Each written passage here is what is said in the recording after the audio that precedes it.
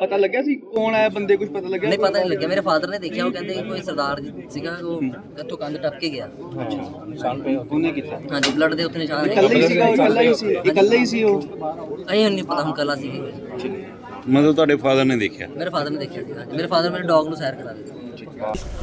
ਪਵਨ ਦਿਓੜਾ ਬਾਬਾ Ishar Singh school ਦੇ ਸਾਹਮਣੇ ਜੀ 9:38 ਤੇ ਮੈਂ ਬਾਹਰ ਸੈਰ ਨੂੰ ਨਿਕਲਿਆ ਤੇ ਆਵਾਜ਼ ਆਈ, ਲੇਕਿਨ ਮੈਂ ਬਾਹਰ ਨਿਕਲਿਆ, ਦੌੜਿਆ, ਉਧਰੋਂ ਫੋਨ ਆਇਆ ਇੱਕ ਦੋ ਬੰਦਿਆਂ ਦੇ ਤੇ ਆ ਕੇ ਦੇਖਿਆ ਜੀ ਸਾਡੇ ਆਂਟੀ ਅੰਕਲ ਇੱਥੇ income tax Sardar ji retired ਨੇ, ਉਹਨਾਂ ਦੇ ਅਸੀਂ ਅੰਦਰ ਗਏ, ਸਾਰੇ ਮਹੱਲੇ ਵਾਲੇ ਇਕੱਠੇ ਹੋਏ ਤੇ ਦੇਖਿਆ ਜੀ ਉਹਨਾਂ ਦਾ ਗਲਾ ਕੱਟਿਆ ਪਿਆ ਪਏ ਤੇ ਫਰਸ਼ ਤੇ ਬਿਲਕੁਲ ਡੈਡ ਸੀਗੇ।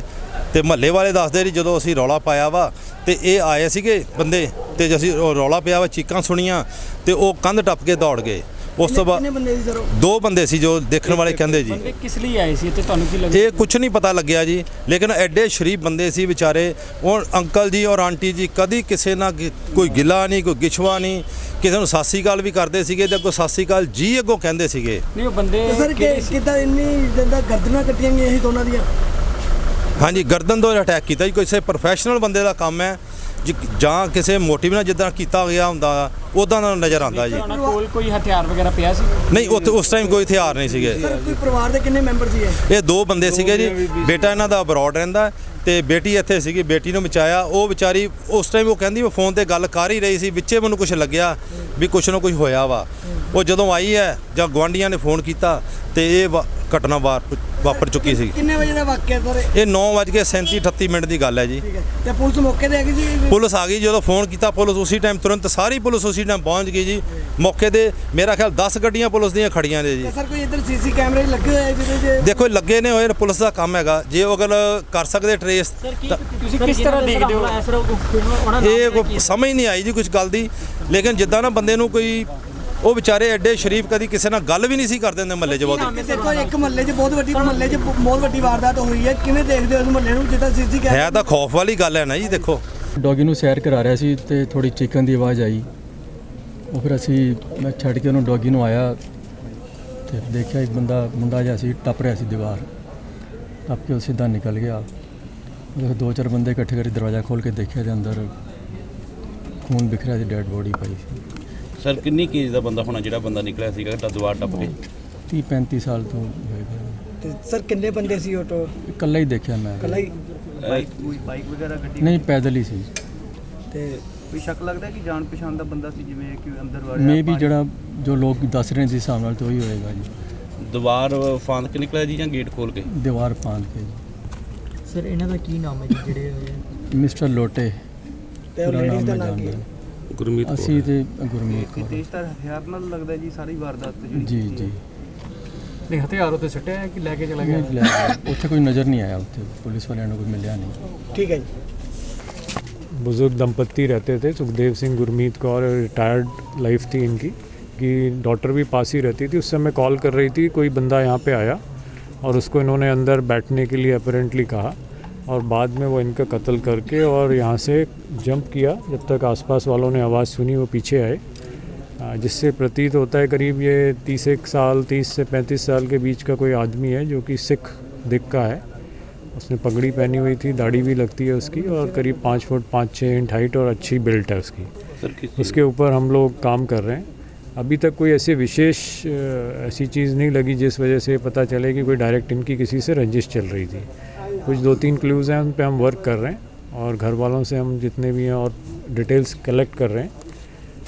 एज ऑफ नाउ जो है पिछले 5-10 साल के अंदर इनका कोई डिस्प्यूट पता नहीं चलता, ना फैमिली के अंदर ना किसी और जगह। सर कत्ल किस चीज़ ना होया कुछ पता? आई थिंक ये तेज़दार हथियार इन्होंने यूज़ किया है, कोई चाकू नुमा चीज़ ही है जिससे इनको छाती पे वार किए गए हैं और कुछ गले पे हैं। सर किन्नी क बारी बार ਜਿਹੜੇ ਕੀਤੇ गए हैं? देखो ये चीज़ मुझे क्लियर नहीं है, पोस्टमार्टम पे क्लियर होगी। ये चीज़ है ना बहुत ज़्यादा क्लियर नहीं हुआ, फैमिली से हम बात कर रहे हैं और जितनी मिल रही है जानकारी उस हिसाब से हम अपनी तौर पे पूरी तरह उन पे वर्क कर रहे हैं काम। कैश और कोई सोना वगैरह तो नहीं? ऐसा कोई इंटेंशन लगा ही नहीं है। आने वाला जो है उसने सीधे इनके ऊपर वार किया है, जिससे लग रहा है कि उसकी इंटेंशन इनको अटैक करने की थी। कोई आसपास सीसीटीवी वगैरह सर सामने है? हम लोग कर रहे हैं सभी पे वर्क, जो क्लूज़ आ रहे हैं उन पे धीरे धीरे हम लोग काम कर रहे हैं। जिससे डिस्क्रिप्शन मिला है वो भी उसी तरीके से मिला है। कोई एक यहाँ पे पीछे इनके पड़ोसी रहते थे, उन्होंने उस शख्स को देखा है, उसने एक पिट्ठू बैग लिया हुआ था और लूज सी शर्ट थी, डार्क कलर का। उसने पगड़ी, गोल पगड़ी बांधी थी और साथ में जीन्स की तरह का कोई कपड़ा था डार्क सर कलर। लगता है कि जान पहचान का कोई हो सकता है क्योंकि अभी जैसे तक है ना, पानी वानी पिलाया मतलब ये है कि हो सकता है कहीं ना कहीं उसको मिले हों 1-2 बार, ये चीज़ ज़रूर लगती है हमें। बट अभी इस चीज़ के बारे में पूरी तरीके से ये नहीं कहा जा सकता कि यही है। तो हो सकता है कोई आदमी कोई बहाना बना के भी आ गया हो, कोई भी। ਪਰਿਵਾਰਕ ਮੈਂਬਰ कौन कौन है सर? इनके 2 लड़के हैं, कनाडा के अंदर है और एक एडिनबरा में, स्कॉटलैंड में, और एक लड़की इनकी यहीं पे रहती है जिसकी कि 2007 में शादी हुई थी और जिसने फ़ोन कर रही थी जो उस समय इनको। सर इनकम टैक्स तो रिटायर है जी ये असिस्टेंट इंजीनियर थे और ये CPWD में काम करते थे जी। ਇਹ BRS ਨਗਰ ਕੀ ਕਾਰਨ ਕੀ ਹੋਇਆ ਭਾਜੀ? ਕਾਰਨ ਕੁਛ ਨਹੀਂ ਹੈ ਜੀ, ਬੰਦਾ ਆਇਆ, ਉਹਨੇ ਬੈਲ ਵਜਾਈ, ਇਹਨਾਂ ਦੀ ਬੇਟੀ ਨਾਲ ਗੱਲ ਹੋ ਰਹੀ ਸੀਗੀ। ਹਾਂਜੀ ਠੀਕ ਹੈ ਜੀ, ਤੇ ਉਹ ਬੇਟੀ ਨੇ ਸੁਣੀ ਹੈ ਗੱਲ, ਤੇ ਉਹ ਬੇਟੀ ਤਾਂ ਦੱਸਦੀ ਹੈ ਵੀ ਆਪਣਾ ਵੀ ਬੰਦੇ ਨੇ ਬੈਲ ਵਜਾਈ, ਕਿਸੇ ਨੇ ਅੰਦਰ ਆਇਆ। ਬੇਟੀ ਕੌਣ ਸੀ?